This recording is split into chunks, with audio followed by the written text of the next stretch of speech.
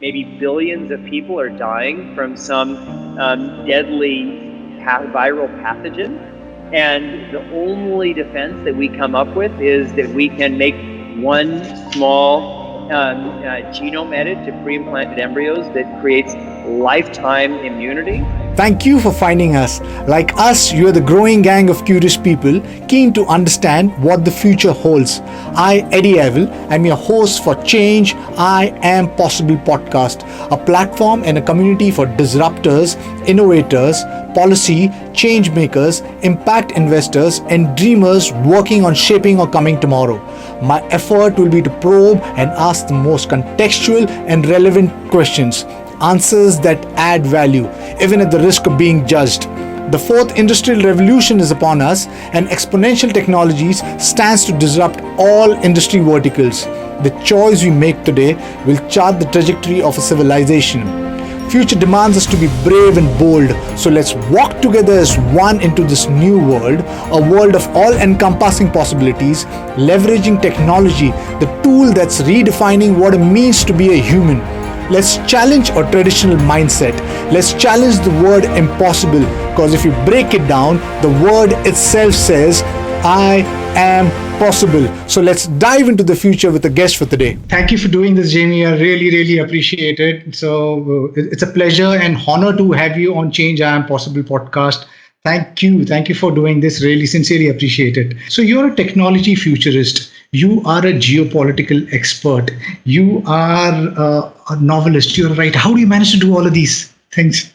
I'll give you the fake answer, and then I'll give you the real answer. So the fake answer is I have a lot of interests, and I'm always learning, and I'm almost desperate to learn. So and then once I have all of this information, I need to piece it together, and then I have to do something with it. And so then I have all of these outlets, because for me, like for any of us, when we kind of have a big idea and when we at least feel like we see something that other people don't see, the question is, well, what can we do? How can we apply this knowledge to do our little bit to make the world a better or more connected or more meaningful place? That's the fake answer. The real answer is that, and I hate to say this, but if you don't have kids, you have unlimited free time. And so I work all day and all night. When I see my friends with kids, I have no idea how they do anything else other than take care of their kids. And that's with one kid. With like 2 kids, 3 kids, it's like anybody who does anything with 3 kids beyond making sure your kids like are fed and clothed, that's actually much more impressive than anything that I'm doing. Yeah. I mean, having kids is obviously it takes away all the time. I mean, luckily I have a wife who kind of like takes care of that, and I have one boy, and he's quite a. so I liked what you said. What other people don't see. I mean, that's why you push it, because I mean, at this point in time, if you see, largely, I mean, exponential technology is growing in. Technology is growing in such an exponential space. Right. But it's difficult to make people understand that all of these technologies are eventually going to converge and is going to disrupt mankind if we do not take the action right now. The choices that we make today will define our tomorrow. So yes, I definitely. I mean, so you are the visionary leaders who are kind of taking the message out there to these people and educating and bringing awareness. So let me start with genomics, because that's your forte. So the human genome mapping, it took somewhere around 13 years. Correct me if I'm wrong, and a couple of $1 billion.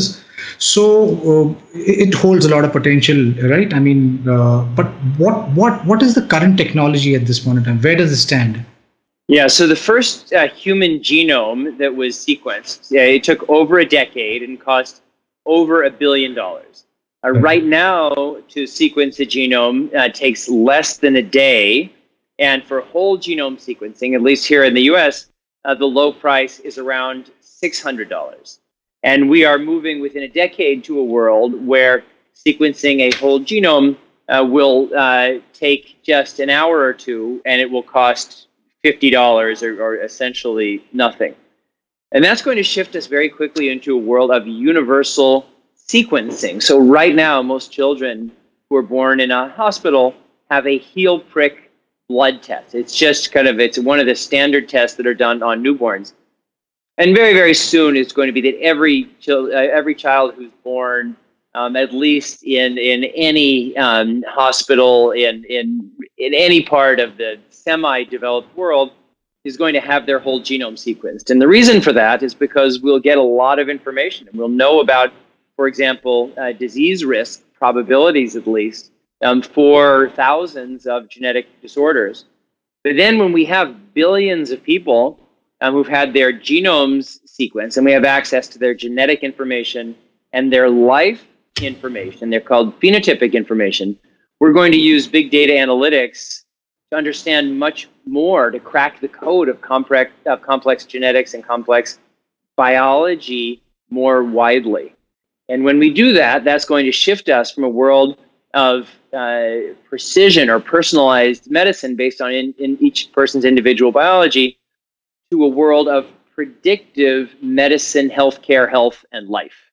And that's just a very different paradigm for being when it's not that you go to the doctor when you have a symptom. From the beginning of your life, you understand your risk profile, and you can adjust your or your children's life based on that risk profile. I mean, there are much broader implications. I'll just add one thing, and that is every country in the world is now starting to build up its own genetics database, and India was a little bit late to the game, but now there's a thing called IndiGen, which is a movement in India to build a massive genetics database of people within India. And because of India's incredible diversity, that's something that's really important, that to get top-tier precision medical care for India, you can't rely on models that were built upon databases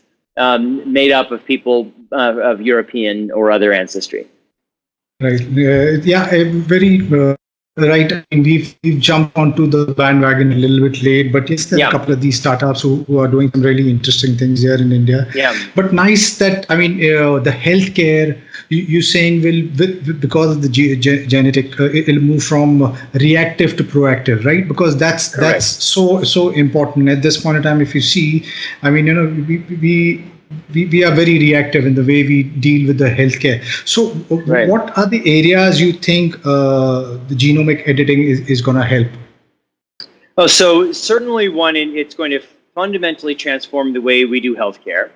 Second, it's going to move, the realm of genetics will move way beyond healthcare. We don't have a disease genome or a healthcare genome. We have a human genome, and that means that our genetic information will tell us many different things about who and what we have the potential to be. And so people are going to get a lot of their genetic information through direct-to-consumer genetics. Like in this country, we have things like 23andMe. I know you have other companies that are providing those services in India. And that's going to change the way we think about potential, identity, parenting.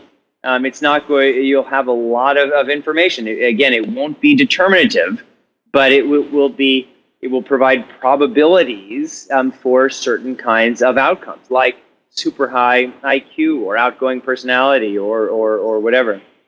And then probably the biggest and most meaningful application, as we discussed in the beginning of this interview, will be not just in changing the way we make babies, but changing the nature of the babies we make. So in changing the way that we make babies, we're going to take conception outside of the human body. And so more and more of us will conceive through in vitro fertilization, followed by embryo screening, which is now used to screen out embryos that may have deadly genetic or chromosomal disorders or abnormalities. But we're going to, over time, use that type of embryo selection both to screen out certain things, genetic disease states, and screen in certain things that we may want, like the possibility of living a longer and healthier life over time, or really anything else.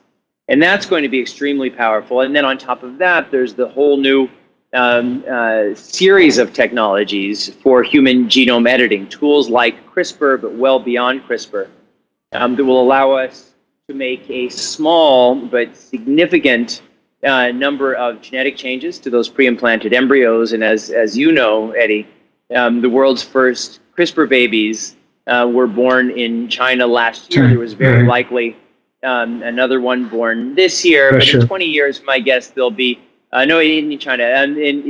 My guess is that within 20 years, there are going to be tens of thousands, at very, very least, of genome edited babies born every year. So as a technology futurist, what in the world today, the current technology, bugs you, and what excites you of the future?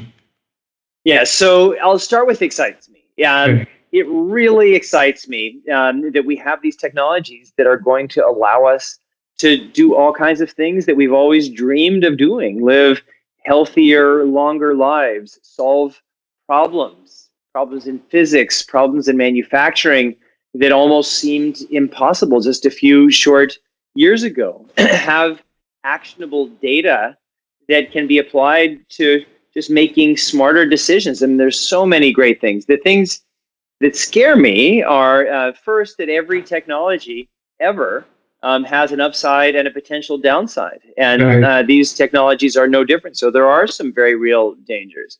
And the way that we make sure that we optimize the positive potentials and minimize any harms is by making sure that our decisions about how to deploy these very powerful technologies are guided by our values. And there's two problems that we see, that I see. One is that our government leaders aren't really focusing on the issues of how do we best use these revolutionary technologies. And second, in political systems around the world, we're moving from representative to popular to populist forms of government. That's certainly here in the United States. And what that means is that individual people have a much bigger role to play than previously, because if the model is, well, the government just handles everything, then as long as you show up and vote once or twice a year, then your responsibility is done. But when the government isn't doing it, and when you have a popular political system or a populist political system, that means regular people need to not just be educated and empowered, but need to be part of the decision-making process. And so that's why I'm calling for and trying to launch what I'm calling a species-wide dialogue on the future of human genetic engineering, because we have to engage the public, because if not, we're going to have chaos. And you see it all around the world. You see it in a place like India, where India led, in working with the United States and others, India led the Green Revolution. And yet now you have ignoramuses. I will use as much bad language as I possibly can, just like ignoramuses, propagandists, liars, and cheaters, like this woman, Vedanta Shiva, the anti-GMO campaigner, who's actively out just spreading misinformation and lies that are actually harming people. But because we don't have a foundation of education so that people can evaluate things themselves, we see it here in the United States, where there's an anti-vaccine movement, which is insane. The number of people who've died because of these deadly pathogens and who have lived because of vaccines.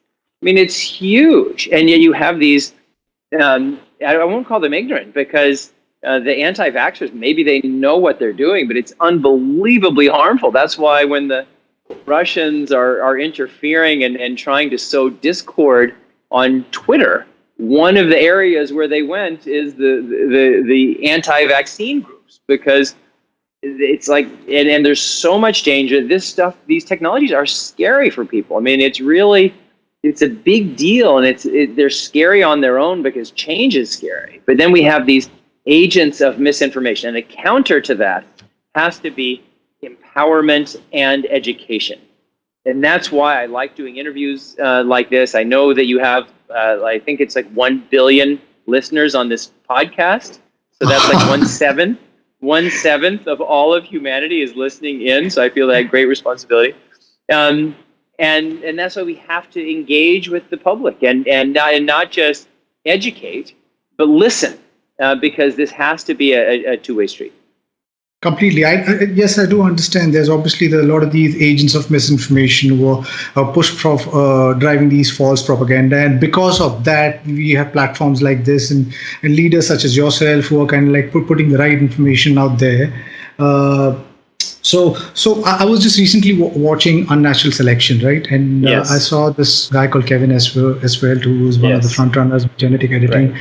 and how difficult it was for him to convince these people in New Zealand about this mosquito that he was trying to genetically modify, Cape Cod, which would, Massachusetts, which would kind of cut down the disease or the death. I mean, at this point in time, India, the largest number of kids or people are dying is because of malaria, and Right.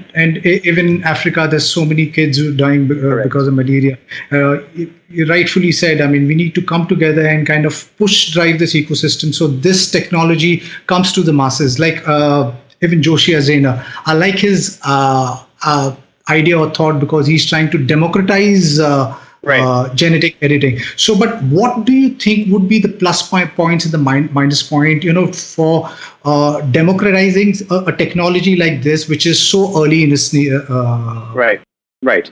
And so democratizing, what I mean is that we need to democratize information and we need to empower people, but we also need to have a process. So Kevin Esfeld is extremely responsible in the way he's approaching gene drives, because we don't want to have everybody so empowered that someone, not Kevin Esfeld, but somebody like that, could actually say, all right, well, on my own, I'm making a decision that I'm going to push a gene drive into some population, even with the desirable goal of eliminating malaria, because this is incredibly powerful technology. And if you get it wrong, if you get it right, yes, you eliminate malaria. If you get it wrong, you could crash an entire ecosystem.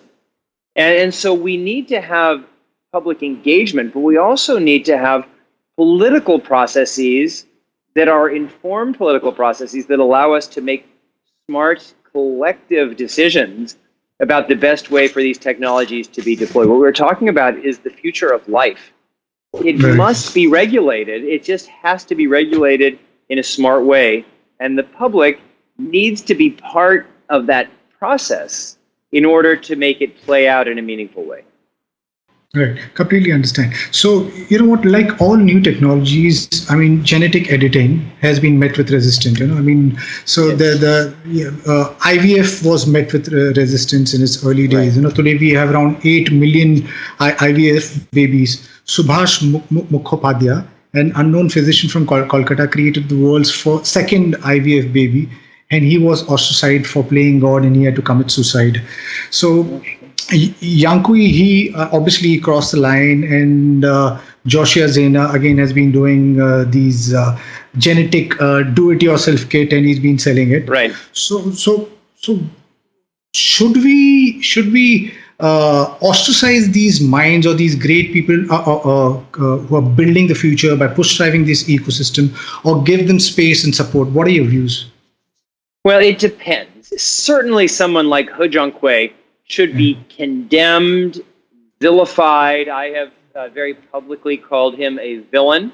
And it's not that we shouldn't be pushing forward with these technologies, but we have to do it in a responsible, transparent way. And people who are just completely skirting any kind of accountability or transparency, like He Jiankui, I just think that should be condemned. And He Jiankui has done tremendous harm. I mean, the first application of genome editing to a pre-implanted human embryo should have been done to eliminate some kind of deadly genetic disorder, which is not at all what he was doing. He was trying, and wasn't even likely successful, to create an enhancement for these kids who didn't need it.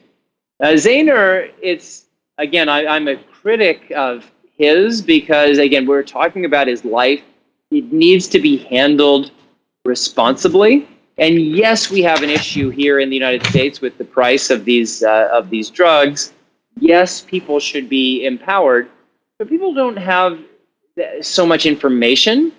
And so we need to have some kind of responsible process, not just people, sending around gene editing tools so people can edit themselves. I mean, I just think that there's a part of that idea that is at least superficially appealing. Well, people should be empowered to do anything, but that's the reason why they're not. We don't say that somebody can, send around, cyanide pills so that people can, do DIY suicide. I mean, we say this is really serious. It has to be regulated. That's why we have a Food and Drug Administration. That's why we have a healthcare system. That's why we have a regulatory infrastructure. And there are responsibilities, as I've mentioned, for those regulators. I mean, that's really important. But we can't have just people just going off willy-nilly and changing. I mean, but having said that, there always will be pioneers, and we need pioneers, and we need empowered pioneers. That doesn't mean pioneers can do anything.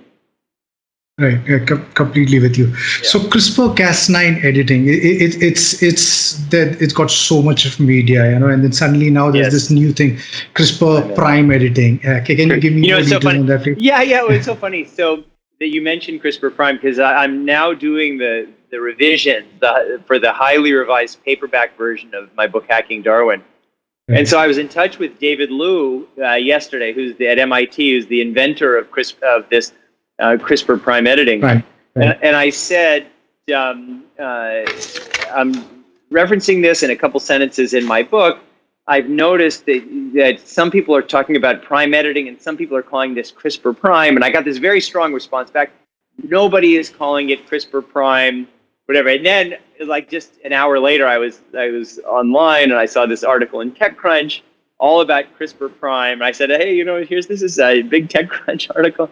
Anyway, now you've mentioned it, so it's made it all the way to India. So we'll call it either Prime Editing or CRISPR Prime is the new one. So as you know, and as your listeners know, CRISPR-Cas9 is the fourth generation of genome editors. But it's by far the cheapest, fastest, and most precise. But the problem is it makes a double-stranded cut in the DNA, which can be very aggressive, and it creates some level of imprecision because when the cell machinery corrects the cut, then strange things happen. There's a new round of editors, first called base editors, and now these prime editors that are essentially, instead of making a cut, they are switching a letter. So it's swapping out one genetic letter for another. So it's much less aggressive and it's much more precise. And the basic story is that we're going to move toward greater and greater levels, not just of efficiency, but efficiency, precision, cost, everything. And so our genome editing is going to get much better over time, as that is already happening. Lovely. So when this technology actually matures, what are the diseases that it could possibly cure?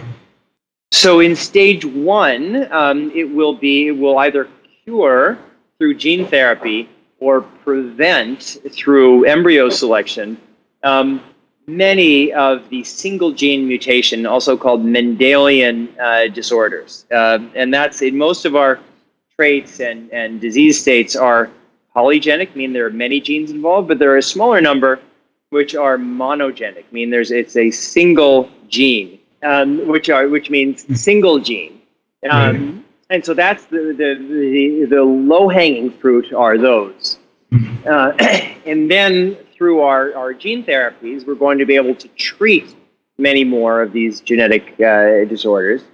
And then ultimately, as I mentioned, using polygenic scoring and IVF and embryo selection, we're going to make more informed decisions about which of, let's call it 10 or 15 embryos, pre-implanted embryos in IVF to implant in the mother, based on desires for optimal health or longevity or something else.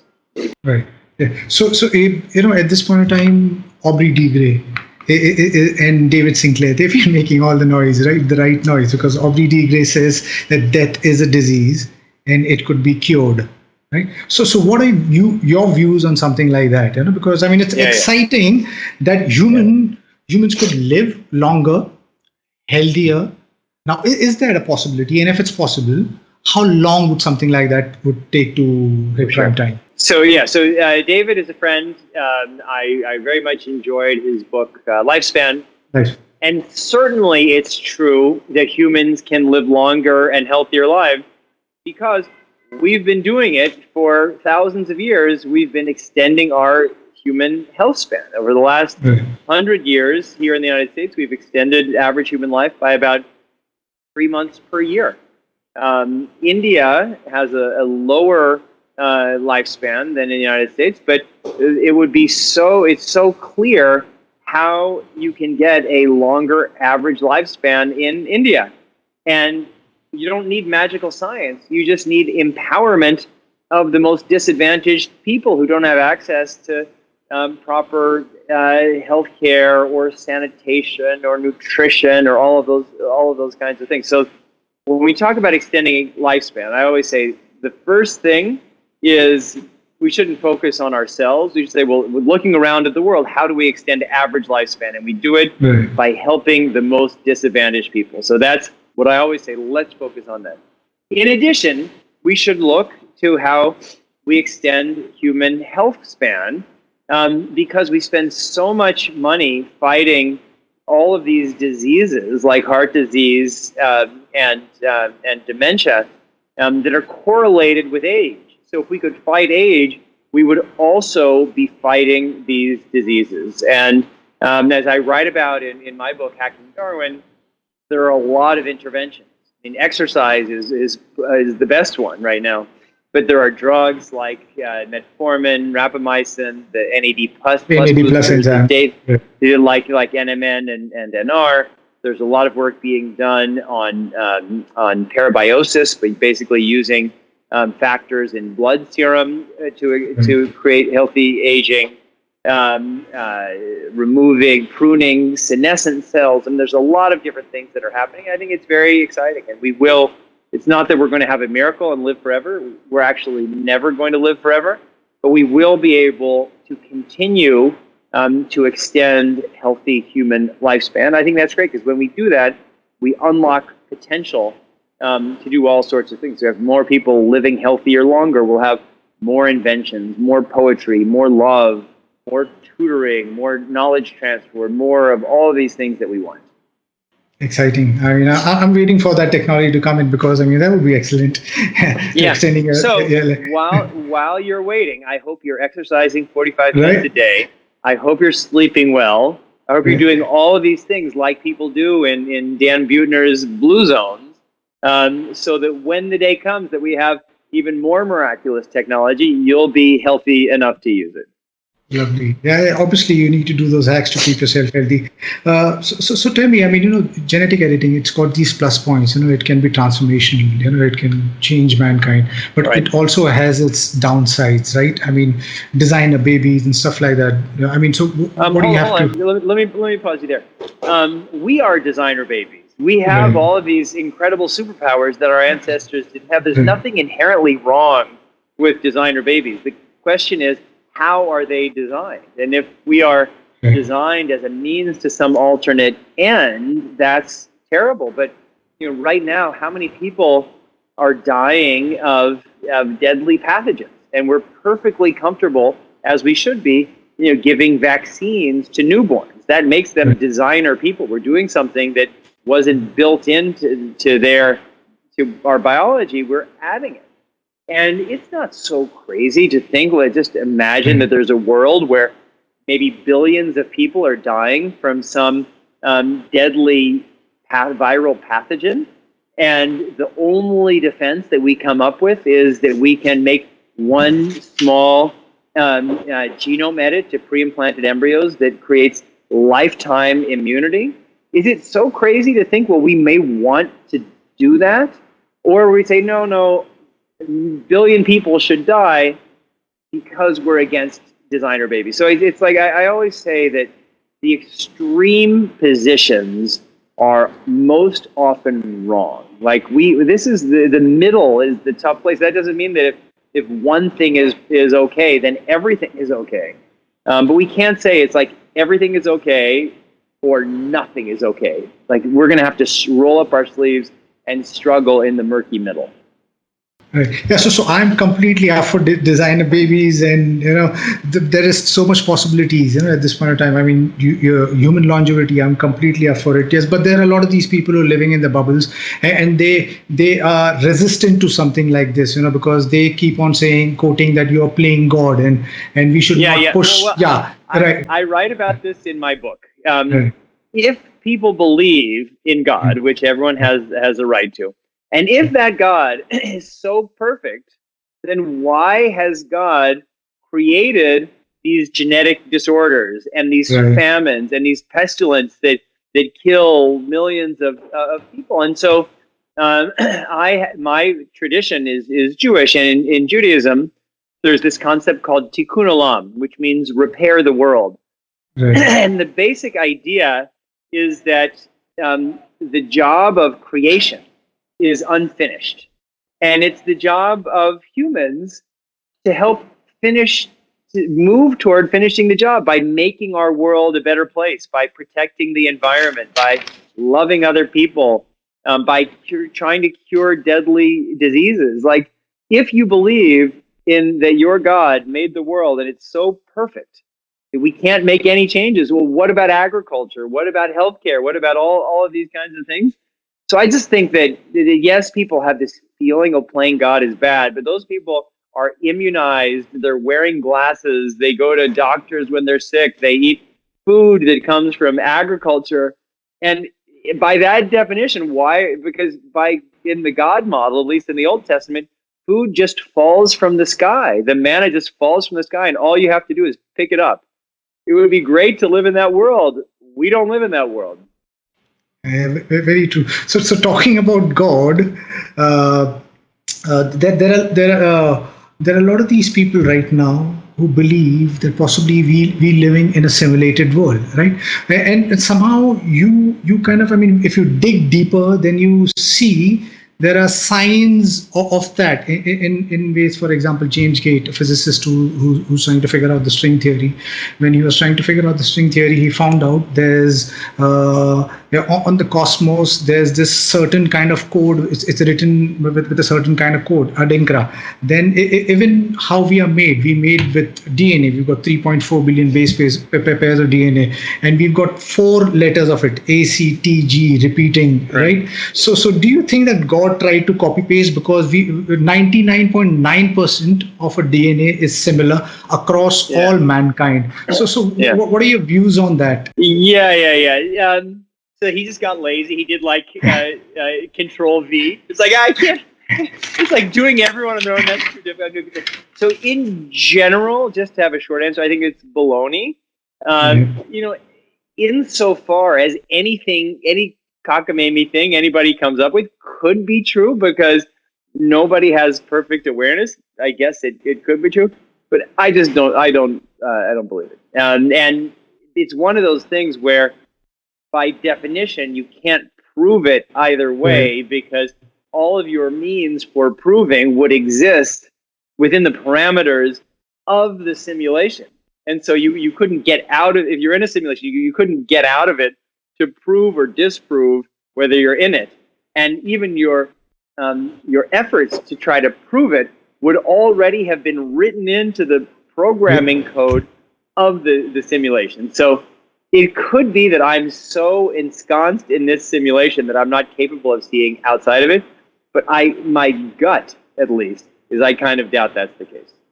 Yeah, thank you for your views. So Timmy, I mean, with genetic editing, when it matures, people say that there's going to be organ regeneration, there's going to be xenotransplantation, there's going to be possibly mutants. There's Craig Venter is talking about bringing the mammoth back to life. So George Church. I'm so very sorry. George Church is working on bringing the old white guys with beards George Church, yeah. Right, right. So George Church is talking about bringing the mammoth back. So what are your views on something like that? Is something like that possible? And if it's Oh, possible, what's the time it, frame? yeah. So we'll start with the mammoth. What Mhm. George is trying to do, and George is really he's a friend and really one of my heroes. What he's trying to do is not really bring the mammoth back. It's to introduce enough genetic changes into the embryo of an Asian elephant to make it look very and function even very similar to a woolly mammoth, which is different than, for example, finding enough intact DNA to actually clone a woolly mammoth.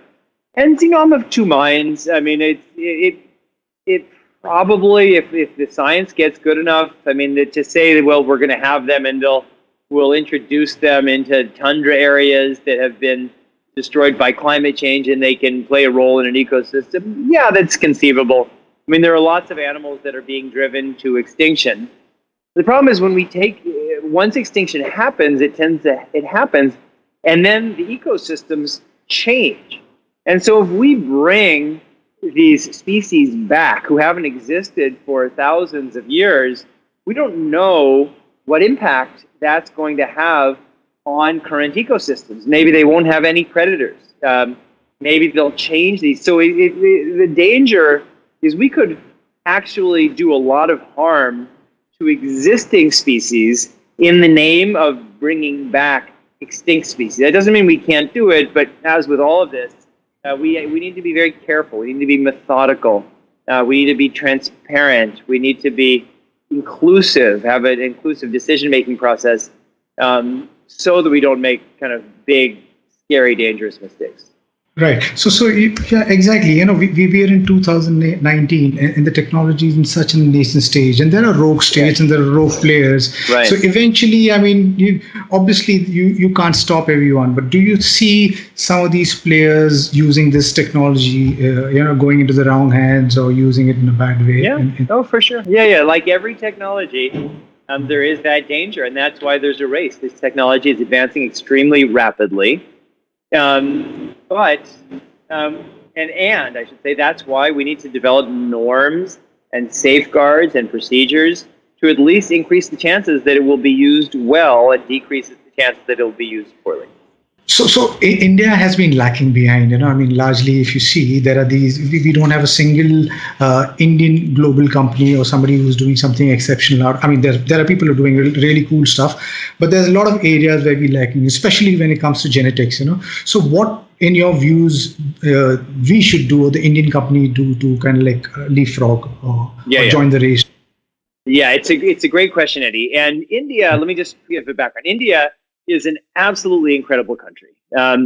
Indian people are so dynamic and so smart. I mean, you are just pumping out geniuses every year through your IITs who are going around. Here in the United States, you have IIT grads leading some of our most important companies. So really, there's really no limit to what India can do. And I'm now just reading this book, The Anarchy by William Dalrymple, about the East India Company and how when they showed up in Bengal, I mean, Bengal was one of the wealthiest parts of the world, responsible for 40% of global textile manufacturing, and the UK was this little backwater at 3%. And basically, the British looted Bengal, took everything. Then a few short decades later, in the 1770s, there's mass starvation in Bengal because of all the looting and the destruction that the British caused. And then there's 3% of textile manufacturing in India, and now it's 40% in the United Kingdom. So India is an incredible country with incredible people which has gotten screwed. And now is India's time to come back. And technology can be and must be a really important part of that process. India also got screwed after independence because Nehru made a disastrous decision to move toward a socialized economy and an alliance with the Soviet Union as the way forward. It's only been very recently with the Manmohan Singh reforms, and now with the opening up, India even has had the chance of leading the world in any of these areas of science and technology, and in building these world-beating companies. But India can do it, and there's a few things that need to happen. One is India needs to unleash the incredible potential of its people. And the IITs are great, but you have so many hundreds of millions of people in India, many of whom could be the most brilliant IIT grads, but they never have that opportunity because they are illiterate and in some cases malnourished. And I'm not a huge fan of China in every way, but China has brought 700 million people out of abject poverty over recent decades, and India's record is far, far, far worse. If India could even minimally educate and empower its poorest people, there is really no limit. I mean, that brain power that India potentially has is enormous. And the waste, it's really throwing brain power down the toilet by having so many illiterate and in some cases malnourished people in India. So the biggest thing that India could do would be educate and empower its own population. Second is that India needs to start, like China and like the United States, making some real, some big investments and some big bets in specific areas. And I certainly think that genomics and AI and the intersection between those two are a really important area. But India doesn't need to do it in the same way that China can do. You look at India's space program. It was done on the cheap in close partnership with the United States, but nothing made me happier than seeing all those ladies in saris dancing around when the space probe was successful. So India can do it, but it really needs empowerment. It needs a level of focus, and I think this area of genetics is really important. I'm encouraged by this indigen movement because I think it would be great. I mean, now that you have these national ID systems, you're starting to recognize there can be national databases. There need to be privacy protections, but that the genetic information of the Indian public, if it can be put into large databases that are safe, that people feel confident in, could be the foundation of driving personalized precision medicine that will help improve the health of all Indians and of people around the world and lay the foundations for bigger industries. Also with assisted reproduction, India has, unfortunately, a tragic history of selective abortion. When I'm in India, which is quite often, I see there's a fertility clinic on every street. And so that's an opportunity for India to start to think about the science of genetics not in a harmful way, which is for gender selection, but in more positive ways of enhancing the realm of possibility and enhancing the overall health and well-being of the Indian population. So I have a lot of faith in India, but India, it's kind of like a slow heartbreak. It's always a positive story compared to where it's been, and it's a slow heartbreak compared to where it could be. But I really think that if India just keeps kind of chugging along, but empowering the poorest people with information and education and the tools they need, not just to succeed for themselves, but to succeed for India, I think that would be a game changer, not just for India, but for the world. Completely, yes, and in a small way, I think that Geo has been leading the revolution. I mean, they have made data so cheap, and it's reaching a large number of people. I mean, thanks to Geo and thanks to the internet that they provide, the cost that they provide. I mean, it's reaching out to a large number of people. Yeah. And you rightfully mentioned that, yes, I mean, India has the IITs and the brain power, but yes, I mean, if you see, I mean, most of these people, I mean, the ones who educate from here, they run abroad because there is more opportunity over there, rather than but right now slowly and it is steadily, it's taking shape. There is more opportunities over here. Startups are taking shape, and they're looking at all different sectors, and also Right. genomics. Yeah. So tell me, I mean, where do you see yourself in the next 10 years, and where do you see genomics? What do you think? How sure. deep is it going to impact mankind? Yeah. So for me, like I've said before, what I'm trying to do is launch a species-wide dialogue on the future of human genetic engineering that can lead to global norms about how these technologies should or shouldn't be used. I'm now working with the World Health Organization. I'm doing a lot of outreach around my book, and my plan is to continue to do that with more books and more outreach. If we get a sane government here in the United States, I imagine at some point I may play a role going back into government, because we have a big job and we need to try to do it at all levels. With genetics, that's the whole point of these exponential J curves.